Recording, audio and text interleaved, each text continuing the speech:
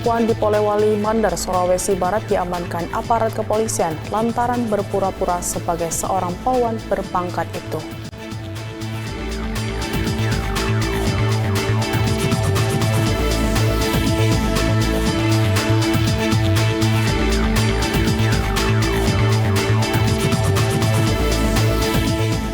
Enam peserta seleksi calon anggota Komisioner Kompolnas periode 2024-2028 masuk dalam tahapan selanjutnya, yaitu asesmen atau tes kompetensi.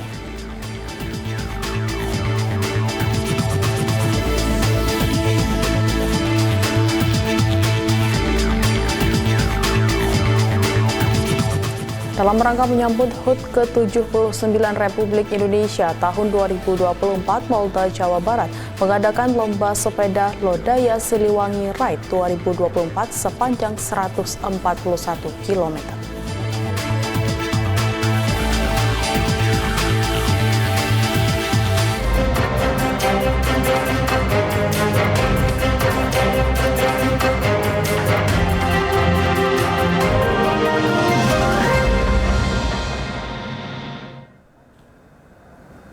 Selamat pagi pemirsa, Presisi Pagi kembali hadir edisi Rabu 14 Agustus 2024.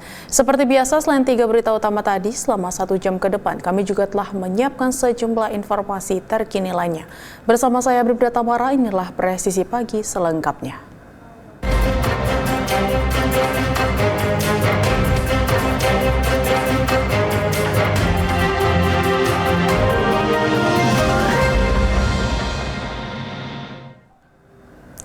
Hanya karena persaingan usaha, seorang perempuan berusia 31 tahun di Polewali Mandar, Sulawesi Barat diamankan aparat kepolisian lantaran berpura-pura sebagai seorang polisi wanita berpangkat itu.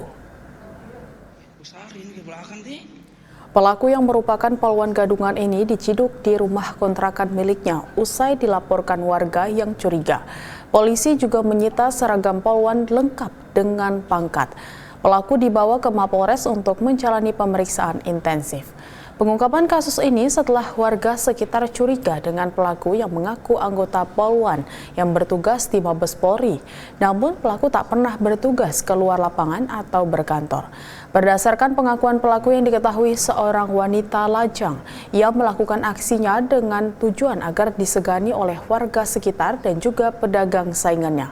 Diketahui pelaku berprofesi sebagai wira swasta yang membuka toko. Pelaku yang tak ingin usaha miliknya disaingi orang lain akhirnya berpura-pura sebagai polwan. Pelaku diketahui juga pernah hadir di salah satu sekolah untuk memberikan bimbingan dan motivasi bagi para siswa. Tak hanya sekolah, pelaku juga pernah hadir di salah satu acara di lembaga permasyarakatan untuk memberikan motivasi bagi warga binaan. Meski begitu, hingga saat ini belum ada satupun pihak yang melapor dirugikan atas aksi pelaku. Hingga saat ini, polisi juga masih mendalami dan melakukan penyelidikan. Akibat perbuatannya, pelaku dijerat pasal 228 tentang penggunaan tanda kehormatan dengan ancaman hukuman 2 tahun penjara.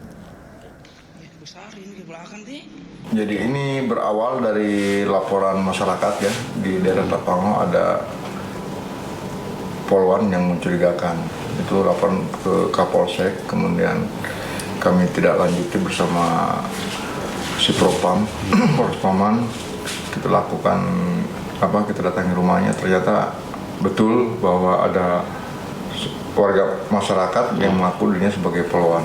Dan itu pengakuannya berpangkat itu dia bertugas di Mabes Polri. Setelah kami bawa di kantor, kita ambil keterangannya bahwa ternyata itu dia bukan polwan, dia hanya masyarakat biasa.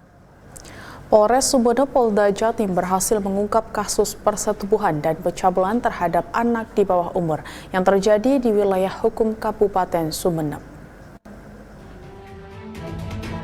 Pengungkapan kasus tindak pidana asusila ini berawal dari laporan korban berinisial SA 17 tahun. Peristiwa tersebut terjadi pada 29 Juli 2024 lalu di sebuah kamar kos di Desa Kolor, Kecamatan Kota, Kabupaten Sumeneb. Dari hasil pemeriksaan, polisi akhirnya menetapkan tersangka berinisial HP 37 tahun asal Dusun Simpangan, Kabupaten Sumeneb. Dalam penangkapan tersebut, polisi juga mengamankan beberapa barang bukti, diantaranya 1 potong baju lengan panjang, 1 potong celana panjang, 1 buah kerudung, dan barang bukti lainnya. Atas perbuatannya, tersangka HP dijerat pasal 81 Undang-Undang Nomor 17 Tahun 2016 tentang perubahan atas Undang-Undang Nomor 35 Tahun 2014 tentang perlindungan anak dengan ancaman pidana paling lama 15 tahun penjara dan denda maksimal 5 miliar rupiah.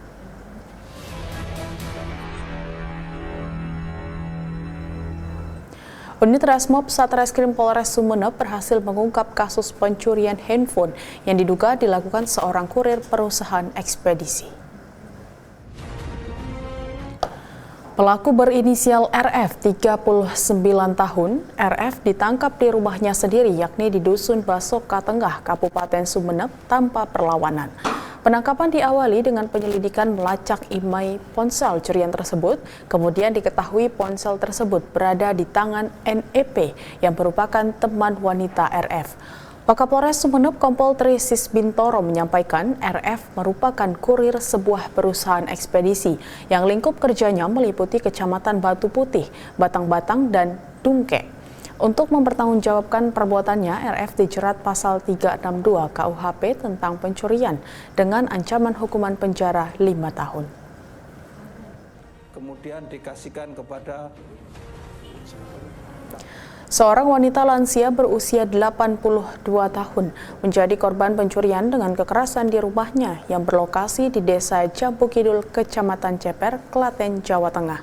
Peristiwa tersebut terjadi saat korban sedang mandi di rumahnya. Pelaku berinisial TA, seorang pemuda berusia 25 tahun asal Gunung Kidul, memasuki rumah korban dengan cara memanjat pintu gerbang dan masuk melalui pintu dapur yang tidak terkunci.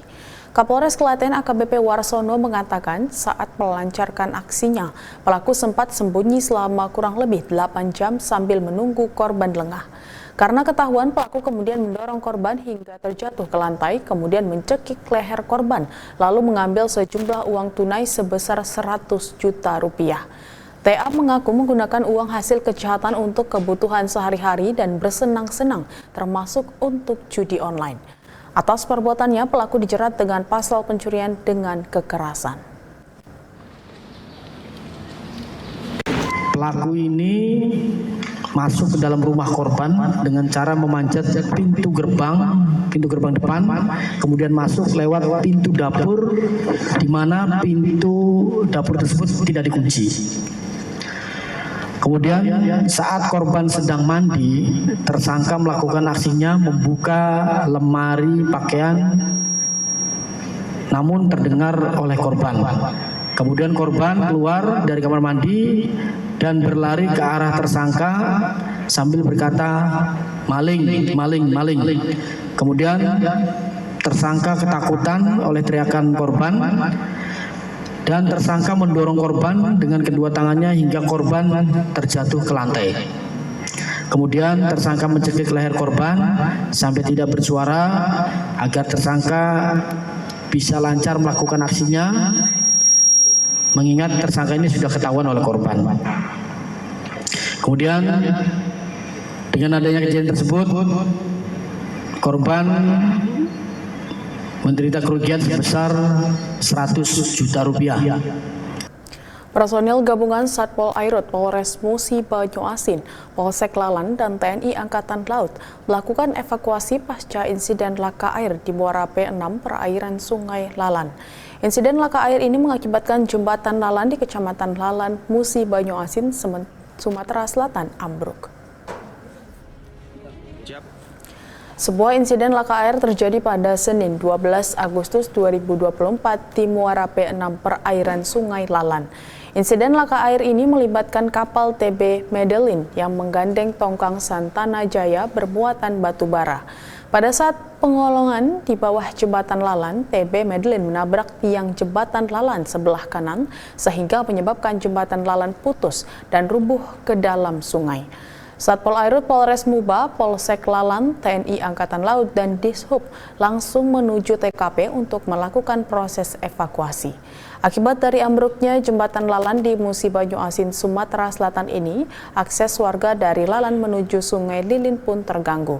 Diketahui sebelumnya jembatan ini pernah ditabrak tongkang bermuatan tanah, namun belum sempat dilakukan perbaikan. Kini jembatan senilai 135 miliar rupiah ini kembali ditabrak kali ini oleh tongkang bermuatan batu bara. Lokasi komandan untuk Personil Satgas 3 Preventif Operasi Mandagoraya gencar melakukan pelatihan peraturan baris berbaris atau PBB di sejumlah sekolah di wilayah operasi. Informasinya akan kami hadirkan setelah jeda berikut ini.